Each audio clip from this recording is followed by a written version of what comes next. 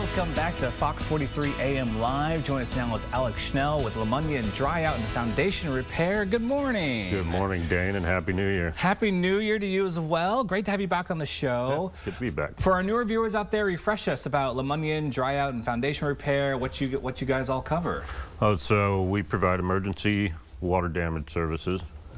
We provide mold remediation services, multiple different foundation repair services, and air duct cleaning services. All right, a lot of great things. So now when it comes to the winter time, what are some of the issues that we're dealing with right now? I know it's been unseasonably warm as well. Yeah, so I mean right now we probably aren't dealing with a whole lot, but when we get into those frigid temperatures that will probably show up at some point, we get a lot of frozen pipes causing flooding in basements. A lot of times you won't see it until springtime when things actually thaw out, but a major contributing factor to that is leaving your hoses hooked up outside.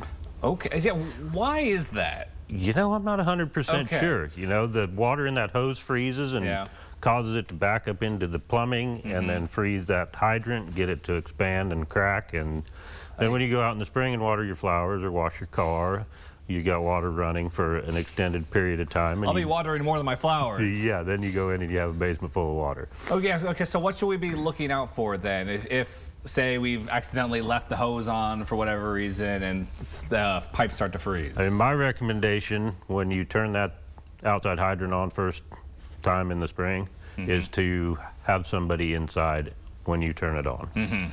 Especially if you've left a hose hooked up to it. Okay.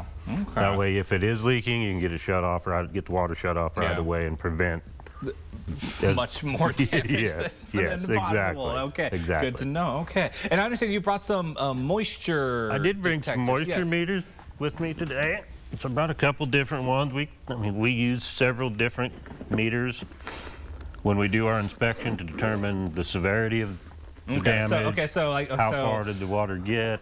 A pipe is broken in my house, water is everywhere. Now you're coming in here, you're coming in with these gadgets. You come in with these gadgets. This one right here, this is a thermohygrometer. Okay.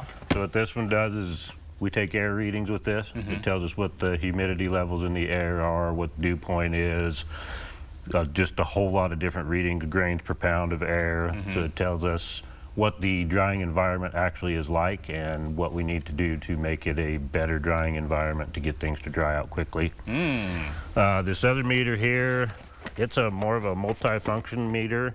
It also has a thermohygrometer built into it, but this is the one we use to actually read the moisture content of building materials. So it's got these probes you stick on it, and it's got a couple little 1/4-inch long pins on it. So you stick that into building materials, and then this meter will tell you what the moisture content of that material is. And then we go to an unaffected portion of the house and take readings to see what the moisture content of unaffected materials are, so we know what our drying goal is. So we know how far we're trying to dry the structure down, so we don't over dry it, because that is a thing too. Oh, that's another thing. Yes. Yeah, what's the number for something you plug this in and goes, oh no, that's way too moisturized? We have to get below 16% moisture content. Okay. Because 16% moisture content, you run the risk of mold growth. That will support mold growth. Yes. So that's obviously, by coming in, drying the building out, that's what we're trying to prevent is microbial growth. So what's the drying out a building look like then? Are you just bringing in a bunch of fans? You know, it depends on what the building materials are. Are they dryable, or do they have to be removed? You know, like a lot of sheet vinyl goods, those kinds of things. Obviously, we can't get water to evaporate out through that, so we won't get a subfloor dry underneath that, so we have to remove that kind of materials. So it just really depends on how the structure was built and what kind of materials we're trying to dry. So yeah, it sounds like almost like, hey, I need more preventative stuff. Before I want to call you guys in, but you guys are here. Okay.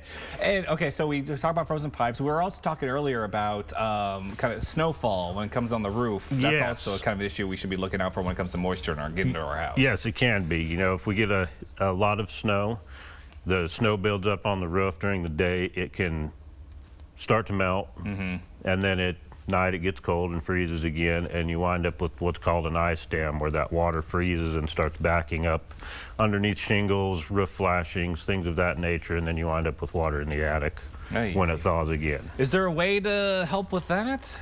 Nothing much but a snow shovel and a ladder and climb up there and get the snow off. Well, it's great that we have people like you who can come in and help us solve some problems if it gets that far. It's great that we're here. You know, unfortunately, we make a living off people's misfortune, but you know, we're here to help. And that's what we like to do, is be able to help people with their home and keep their home, you know, livable. It is, you know, people's homes are their biggest investments. Oh, yeah. So, 100%. Yeah, you got to watch out for those things. Yeah. So if someone does have a little bit of a water in their attic, water in their basement, they want to give you a call, how can they reach out to you? Oh, good question. You're going to ask me that. We've got an 800 number, 1-800-5... Geez, what is it? You can go to their website. Go to our website, Lamunyon.com. The 800 number is The number will be there. I can't remember my phone number either anymore. It was the age of cell phones now. I don't call it, yeah. There you go. Well, Alex, thank you so much for joining us this morning, and thank you for helping keep our homes dry and mold-free throughout the entire year. And everyone, please learn more. Remember, you can visit Lamunyon.com.